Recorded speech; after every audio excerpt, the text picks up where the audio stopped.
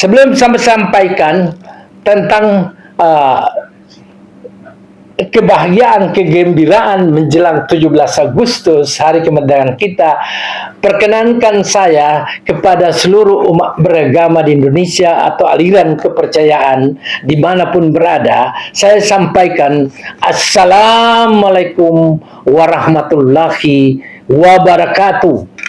Salam sejahtera demi nama Bapa, Putra dan Roh Kudus. Amin. Om Swastiastu, Namo Buddhaya, salam dalam kebajikan. Wete Tung Tien. Kita akan memperingati Hari Kemerdekaan negara kita, Republik Indonesia, pada tanggal 17 Agustus 2026, yaitu kemerdekaan yang sudah berlangsung selama 81 tahun. Sehubungan dengan hal itu, pada hari ini tanggal 14 Agustus 2026 telah berlangsung sidang tahunan. Dalam pidato yang disampaikan oleh Bapak Presiden yang berlangsung beberapa lama itu juga disampaikan oleh Ketua MPR dan Ketua DPD. Secara khusus Bapak Presiden menyampaikan berbagai kemajuan yang telah dicapai dalam berbagai bidang. Antara lain yang paling menonjol kemandirian pangan. Yang kedua, mengambil langkah-langkah untuk mewujudkan suatu pengelolaan tambang dengan berbasis pada aturan-aturan yang ada. Yang lainnya adalah di berbagai kegiatan dan hasil-hasil pembangunan yang dijalankan oleh para menteri, itu nampak dalam laporan secara terinci oleh Bapak Presiden bahwa kita mengalami kemajuan pembangunan di berbagai bidang. Ada peningkatan-peningkatan, termasuk di dalamnya hubungan dengan luar negeri. Dan Bapak Presiden menegaskan bahwa judul dari tema daripada perayaan 17 Agustus ini adalah berdaulat, adil, dan makmur.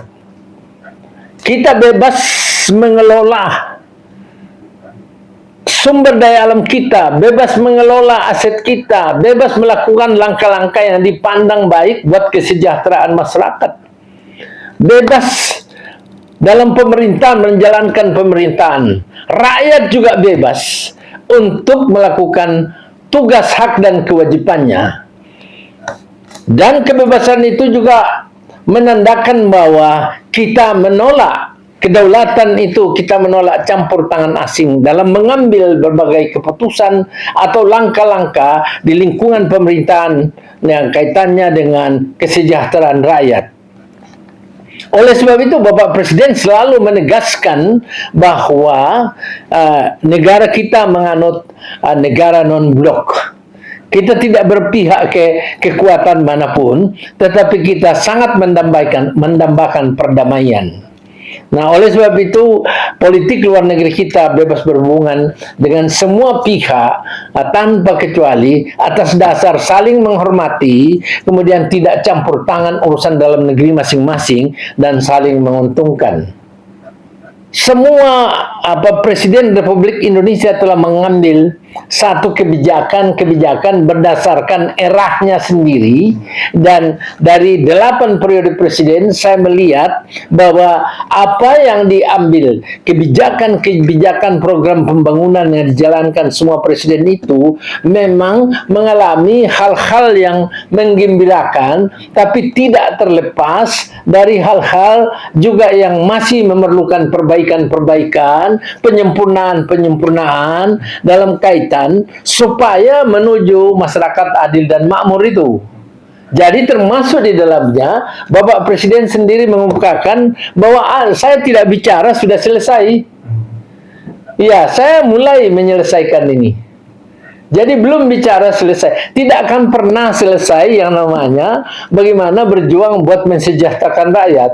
Karena itu bergumul, berjuang untuk dengan berbasis pada tersedianya anggaran, kondisi stabilitas politik dan keamanan, dan juga masyarakat dengan mendukung penuh agar terselenggara dengan baik program yang dijalankan. Ya, membangun negara itu tidak seperti makan cabai, langsung pedas. Kita membangun rumah aja, kalau ada yang keliru, kita bangun itu mungkin berapa bulan baru selesai kok. Membangun bagaimana citra rumah, bagaimana citra kelakuan kita kalau salah. Apalagi membangun negara, tidak semudah itu. Ya, berkeadilan itu adalah satu cita-cita yang luhur. Tidak akan pernah tercapai keadilan secara mutlak dalam hidup kita. Di rumah saja kita belum tentu adil, apalagi dalam negara. Tetapi idealisme, keadilan dan kemakmuran harus diletakkan dengan sungguh-sungguh, harus dijabarkan dengan sungguh-sungguh dan diperjuangkan dengan sungguh-sungguh supaya terasa oleh masyarakat yang berkaitan dengan tentu kebutuhan dasarnya yang paling pokok. Seperti itu, misalnya sandang pangan, pendidikan, dan kesehatan, lapangan kerja itu harus betul-betul bisa menjadi jalan keluar dari keluhan-keluhan masyarakat. Tapi kan masalahnya, keluhan masyarakat itu terbentur pada sekelompok orang yang memang seperti, ya, setiap hari itu seperti dia tahu aja negara ini. Dia tahu lebih pandai, lebih hebat untuk dia bisa ngelola negara.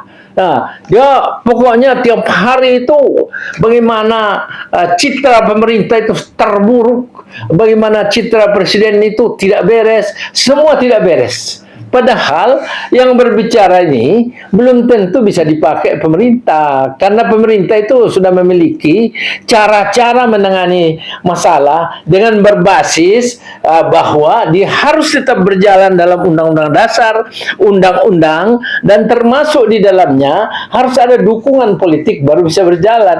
Yang di luar itu kan seolah-olah ya hari ini ngomong, hari ini bisa dijalankan. Tidak semudah itu. Mereka-mereka yang berbicara di luar seperti pintar sendiri, itu kita hargai. Pintar untuk dirinya, tapi bukan pintar untuk memperbaiki negara.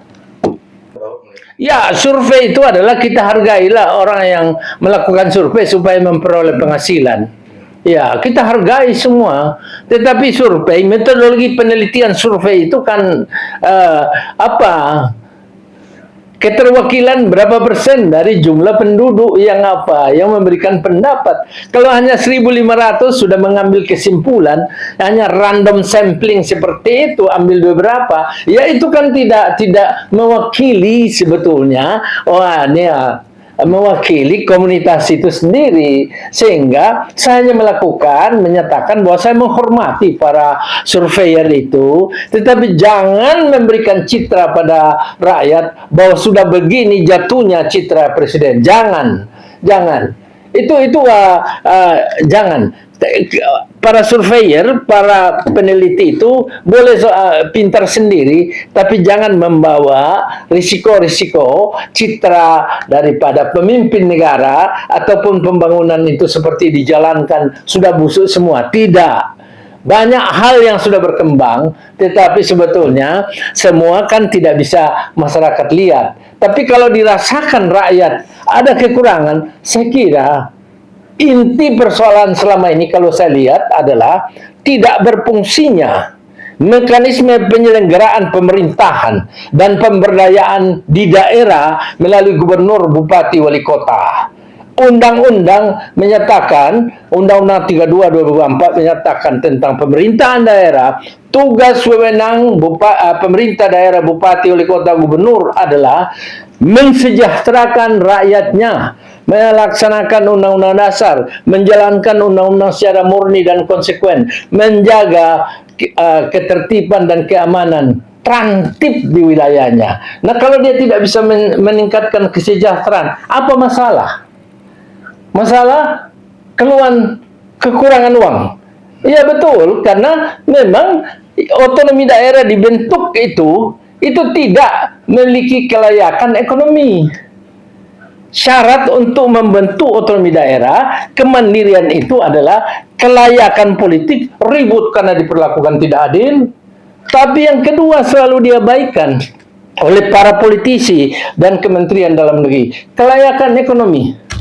Mana mungkin penghasilan PAD-nya 50 miliar, 100 miliar, kok sudah jadi otonomi daerah. Akhirnya, kabupaten kota itu menjadi pengemis-pengemis, meminta-minta proyek berkelana di Jakarta, minta sama menteri. Ini tidak sehat. Jadi jangan dikira pemerintah efisien terus menjadi masalah. Bukan. Daerah yang tidak mesti otonom diotonomkan dan harus tergantung 760 triliun transfer dari pusat ke daerah terus. Mana sanggup rakyat ini aja di Jakarta sudah pot-potan kok mana sanggup. Akhirnya setelah efisien timbul masalah, isu bahwa seolah pemerintah gagal seperti itu. Salah besar. Jadi penyebabnya itu yang dibicarakan. Ya, kalau pertanyaan kalian masalah birokrasi, saya kira ini memang masalah yang terbesar yang terjadi puluhan tahun sudah ini masalah, dan limbahnya berada dalam pemerintahan Bapak Presiden Prabowo. Karakter layanan administratur negara itu pelayan masyarakat adalah sudah sangat jauh dari masyarakat. Karakter melayani tidak ada. Kalau ke kantor menteri-menteri saja itu harus kamu berhadapan dengan satpam dulu. Mau kemana? Yang kedua, setelah masuk kamu harus dipoto, kamu harus Yang ketiga, ketemu nanti keamanan dari menteri atau keamanan siapa, ketua lembaga. Yang ketiga, ketemu misalnya SPRI-nya. Seleksinya itu ketat. Dan belum tentu kamu bisa ketemu pejabat negara. Inilah namanya kecederaan hubungan rakyat dan pejabat negara, aparatur sipil negara yang digaji dengan pajak rakyat. Yang 1.917 triliun per tahun pajak dipungut dari rakyat. Mulai buka mata sudah dipajak kita. Sampai tidur pun masih dipajak. Maka keterbukaan layanan dari aparatur sipil negara yaitu belajar rendah hati dan jangan menjadi raja. Maaf ini, saya koreksi ya, jangan menjadi raja di kantornya karena tidak bisa menerima gaji atau fasilitas kalau tidak melayani rakyat. Bapak Presiden secara konkret nyatakan itu. Layani rakyat dengan ramah, cepat, dan jangan persulit rakyat. Hormat, Pak. Ya, hormat. Siapapun yang menggergaji Bapak, yang sombong, yang angku, yang tidak menjalankan pelayanan rakyat secara ramah, gunting dia, Pak. Gunting. Jadi kalau terkait itu, Pak Prabowo sangat memahami pentingnya kita sebagai pelayan rakyat. Minimal membuat dia kepahitan hidupnya itu berubah menjadi pengharapan. Ini enggak, pengharapannya mau dimatikan. Jarak antara pejabat pemerintah dengan rakyat itu barangkali jaraknya ini kayak Washington itu. Susah ditemui. Ada, saya sendiri punya pengalaman ditolak untuk dilayani. Hanya kepala kantor pertanahan Jakarta Timur itu. Jadi bagaimana? Baru kepala kantor seperti itu. Termasuk atasannya lagi itu, aduh, nggak tahu apa sebetulnya. Ya. Padahal rakyat datang itu hanya mengeluh. Apa beratnya diterima? Maka usul saya tentang pelayanan kepada masyarakat, fungsikan ada dirjen tersendiri menerima keluhan, nanti difilter. Apakah ada keluhan ini yang memenuhi, yang memang dasarnya telah melanggar hukum, ada yang setengah melanggar, ada keluhan-keluhan sakit hati, ada ada yang pesanan, itu di-cut yang lain. Yang kira-kira relevan itu dilakukan, namanya perbaikan internal institusi. Memang memberantas korupsi di suatu negara tidak mudah. Karena menyangkut dengan kewibawaan struktural, menyangkut mentalitas, menyangkut kesetiaan. Kenapa korupsi di sini merajalela? Jangan selalu dituduh bahwa penegakan hukum lemah. Salah. korupsi berleda karena ini polanya, pola perlindungan yang dilakukan secara kolegial di dalam ya partai-partai itu sendiri. Para pejabat itu berafiliasi dengan partai dan loyalitasnya kepada presiden itu super lemah.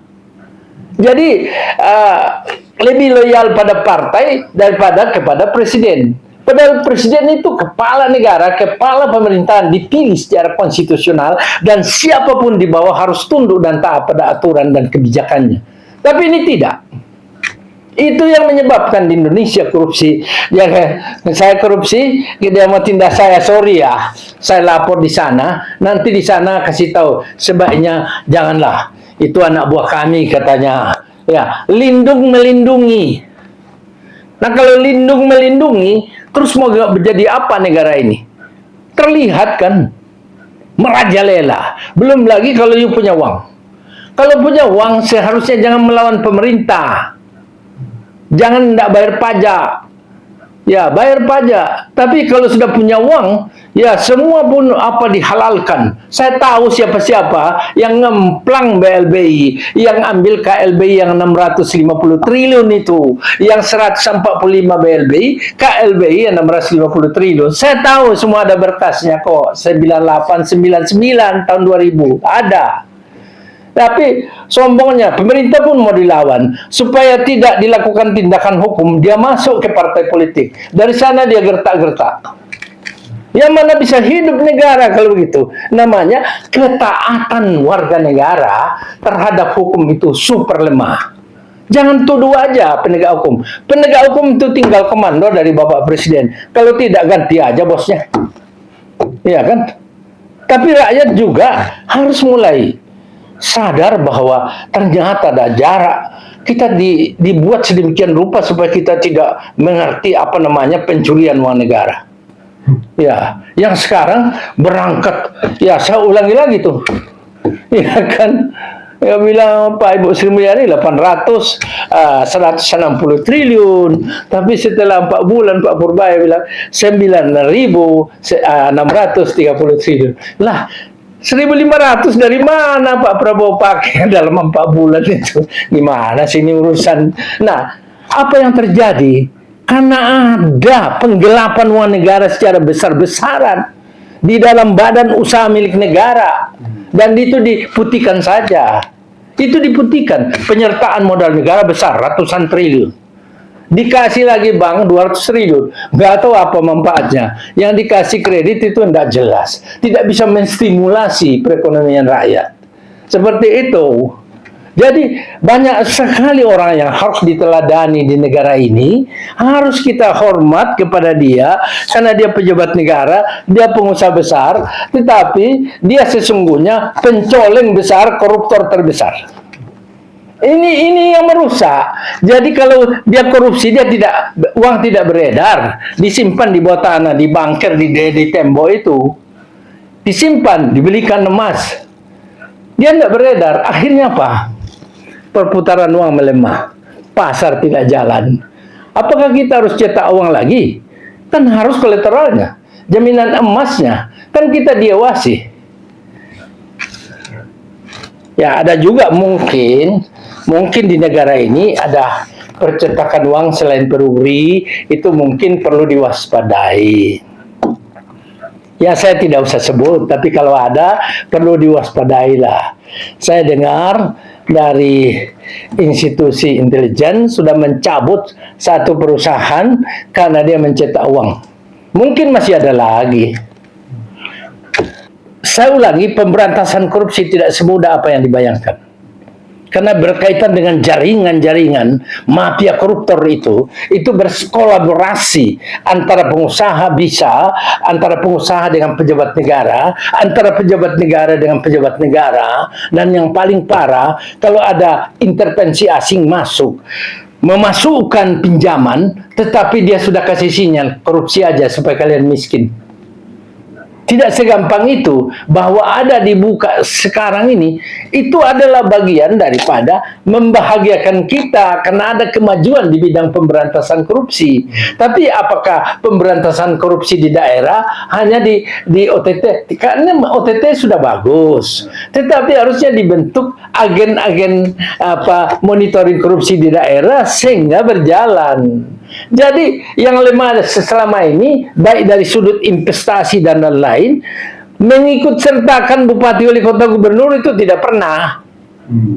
Investasi aja hanya keluarin izin menteri investasi, tapi tidak koordinasi dengan bupati, wali kota, dan gubernur tentang bagaimana situasi di sana, bagaimana penyediaan tanah, bagaimana dengan supaya ada perlindungan dan pengamanan terhadap investor. Tidak ada itu. Kegagalannya di sana. Namanya koordinasi pusat dan daerah. Pusat terlalu menganggap besar sendiri, daerah seperti bawahan.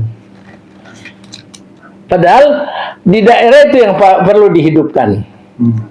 Oh, kalau berkaitan dengan memaksimalkan pemberantasan korupsi dan sekarang sudah masif seperti itu, sudah tidak bukan triliunan, ratusan triliun. Itu sudah ratusan triliun ini, sudah ribuan triliun ini. Ini sudah membahayakan negara dan telah membentuk karakter, mental, akhlak orang rusak sudah setelah melihat duit. Berubah dia.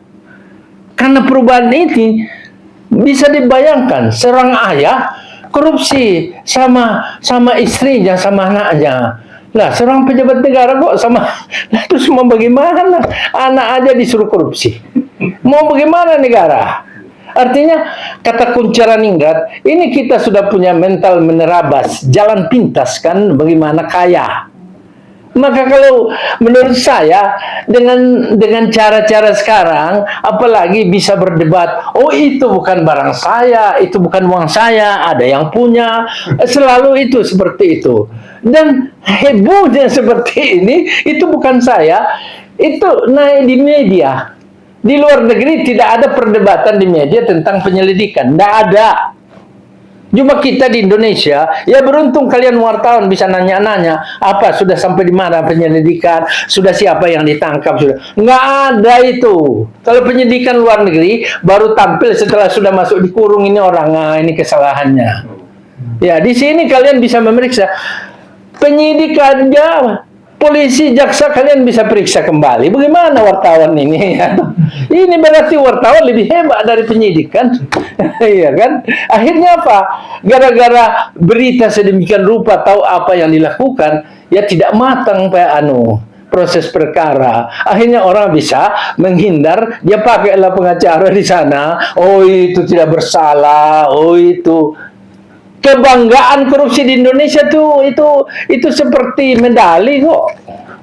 Iya, kebanggaan korupsi. Tidak takut. Percaya. Di Cina sana sampai anaknya sampai cucunya diangkut kalau korupsi. Disangkut. Di Jepang kalau korupsi mundur itu Perdana Menteri. Tidak ada. Ya di kita, ya kalau korupsi bisa berdebat dan bisa bebas itu. Walaupun ini data sudah 2 gudang. Masih gudang, 2 gudang data. Iya, uang semua itu. Tapi bisa bebas. Iya, proses mulai kepolisian sengsara ini polisi ini. Menyidik, jaksa juga sengsara. Tapi sampai di pengadilan, lolos saja itu barang. Dituntut itu 10 tahun, bisa 1 tahun. Aneh ya. Karena hukum kita memang memperkenankan. Kenapa memperkenankan? Curi 1 miliar, hukumannya maksimum 20 tahun. Curi 10 triliun atau ratusan triliun, maksimum 20 tahun. Disinilah mulai 1 tahun, mau 1 tahun sekian tarifnya, 2 tahun sekian tarifnya. Ini para ini para pengacara mulai berdebat, kalau perlu saling pura-pura berantem di depan, tapi di belakang bagaimana atur-atur seperti itu kan? Ya. Tidak salah mereka, karena hukum memang disediakan. Jadi sampai ini lidah kita keluar sampai di lantai, panjang ngomong soal korupsi, sampai sakit jiwa, stroke orang ngomong korupsi, saking dia suka negaranya tidak korupsi, itu tidak akan berubah kalau legislasinya tidak dirubah. Rubah legislasi, jangan ndak usah rubah ya peraturan KPK, undang-undang apa, tapi tidak mencantumkan. Cantumkan kurang curi 1 miliar, hukumannya minimum 10 tahun penjara. Tak ada perdebatan pengacara, tak ada penghinaan pada hakim, tak ada penghinaan pada jaksa polisi.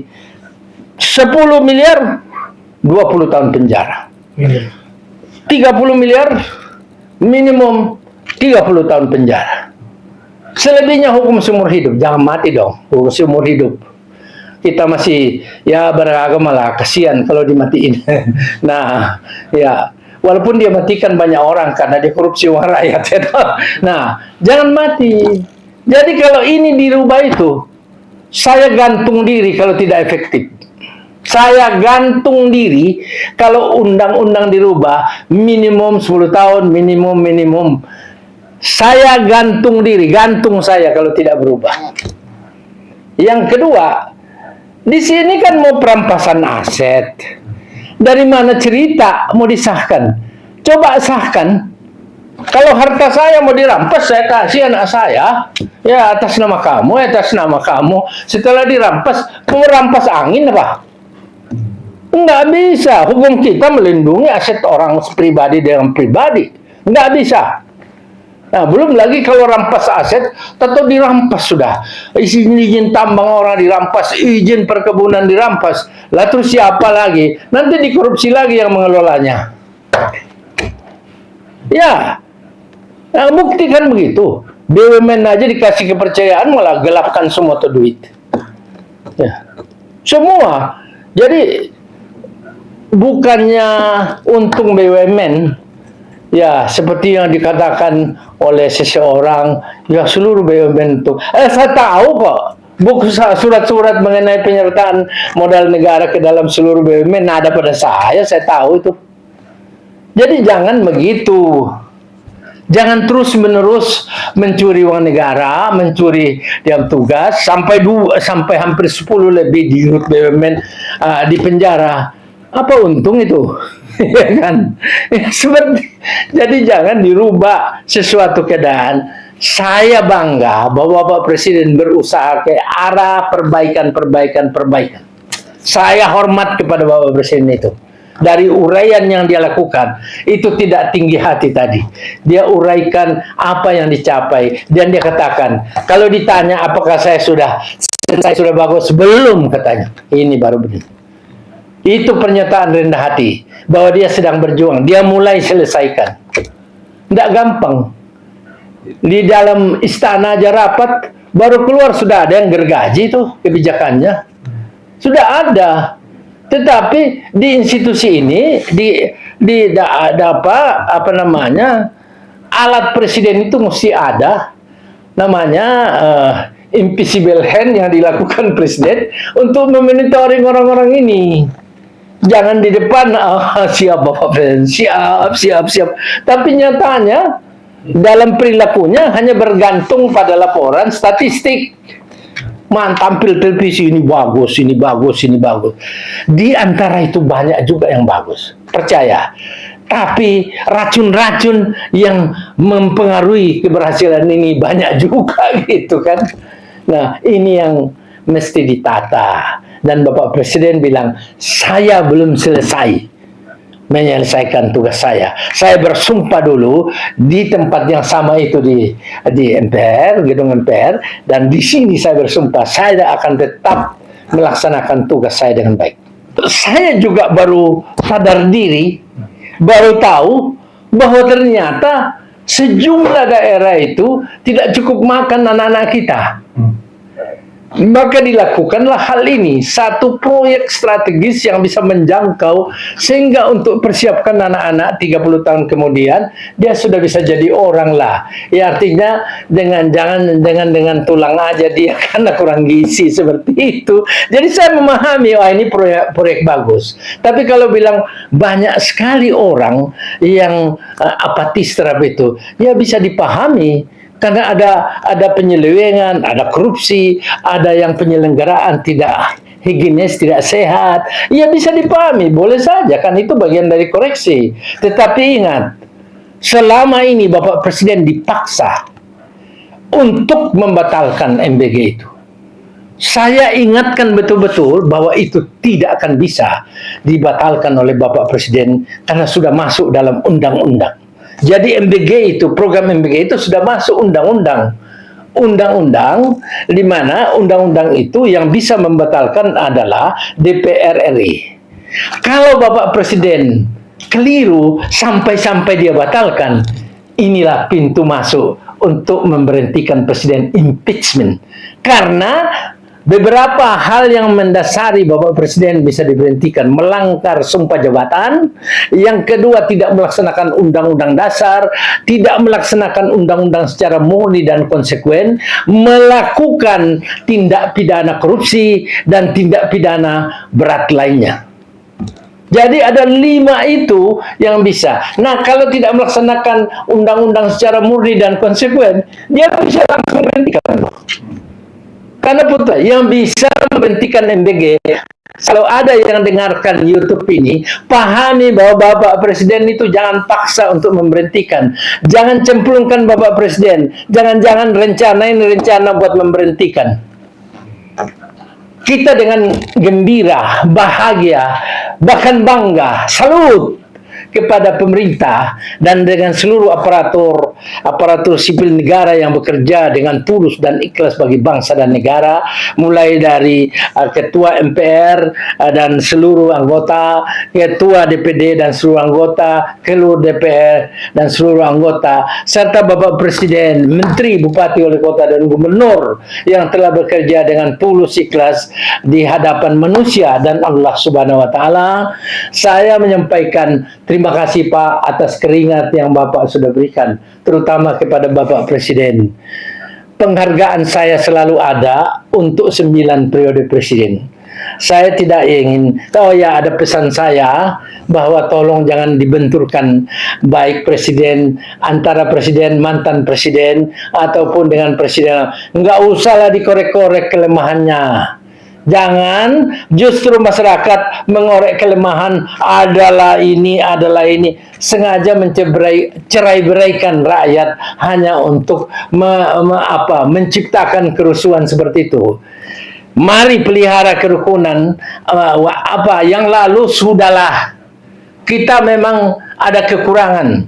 Mungkin juga saya ada kekurangan dalam mengabdi, dalam melaksanakan hak kewajiban kepada bangsa dan negara. Sudahlah. Kekurangan presiden-presiden yang lalu, wakil presiden, ya, sudahlah, kita tidak usah bicara. Kita bergerak ke depan dan sesuai dengan harapan Bapak Presiden, Ketua MPR, Ketua DPR dan DPD. Mari kita bergandeng tangan. Kita bangun negara ini seraya kita berniat baik.